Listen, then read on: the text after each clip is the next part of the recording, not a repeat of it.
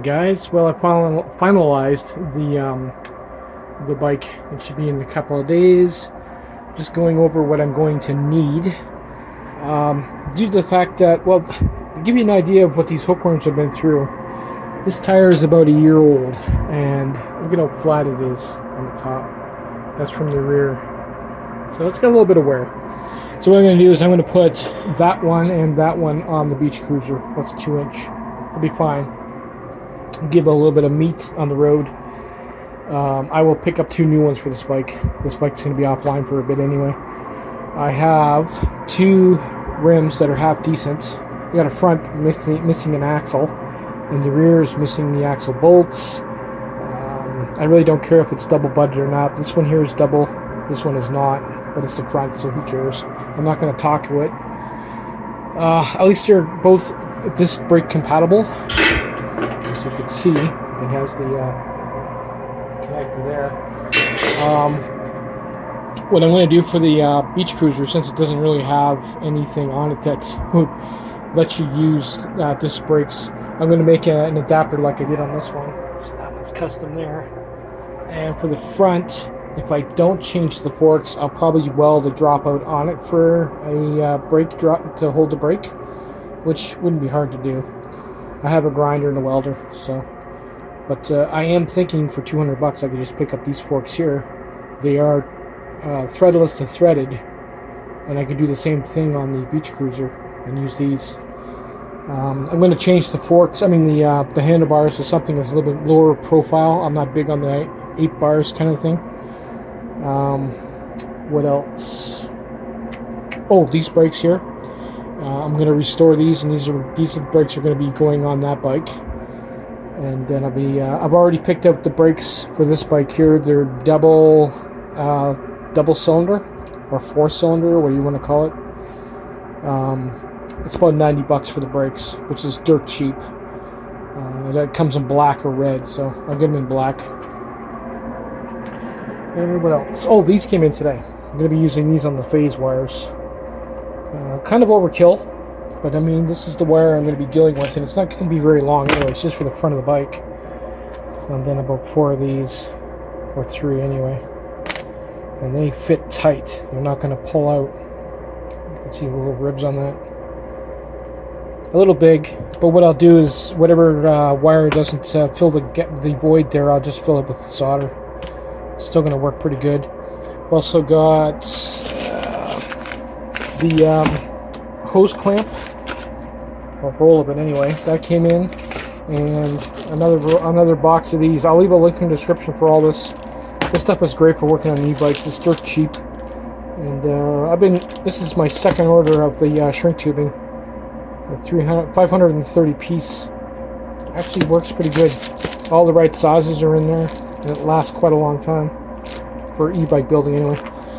So I'll leave a link for that and that. I don't think you're going to need the hose clamps. Yeah, I'm looking forward to getting this started. I am a bit of a carpenter, so the piece that's going to go in here on the beach cruiser is going to be nice. I'm not too sure if I'm going to do a single piece inside the frame, or if I want to make it thick and bevel the edges and sort of make it look like a tank, and then bolt it to the frame. We'll figure it out. Whatever I do is going to look pretty cool anyway. I'm looking forward to. I like beach cruiser bikes because they're lower profile and they're easy to get on and off. This one's a pain in the ass to get on and off, but should work out pretty good. By the time I'm finished, it should look like the picture that I showed you before and after. Don't know how much room is in the back of the bike for a battery. It would be nice.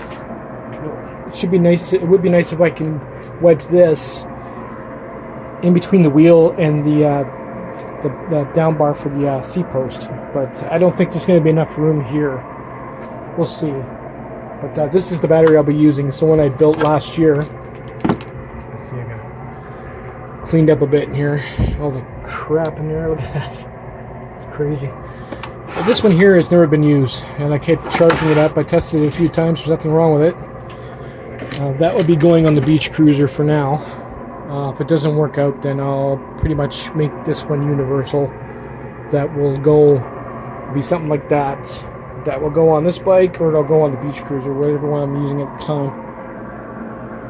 But yeah, it should work out pretty good. I don't want to waste any more time with you guys. You guys have already seen me build this in the past, so making videos of me rebuilding it is sort of counterproductive because you've already seen it. I want to start a new project. I want to get this thing up and running. Like I said, this 36, trying to find a 36 tooth or chain gear for this type of motor is hard.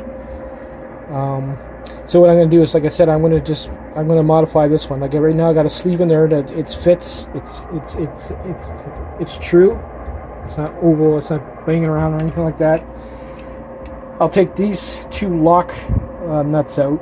I'm basically going to stick the welding rod right in there and just fill the hole, and that'll weld this right to the axle, and then I'll weld around the nut, and then the nut itself, it's never going to come off, but then again, it's never going to come loose either.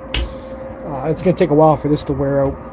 And then I got the big chunky 36-inch chain. This chain is huge. It's going to work out pretty good with that. And then we're going to use this on the back. I think it's big enough where we're not going to have to use any kind of gearing down or any kind of gearbox, so we should be alright. It's not going to be like it's not going to be overvolted to well, I can't say that because you know what I'm like. I say I'm just going to make a bike, it's just going to be nice and leisurely, and it's not going to be anything overvolted, but then a month later it's overvolted. So but for now, I'm going to use the original controller that came with that. I can't remember if it worked or not. I think I figured it out after I posted that it didn't work.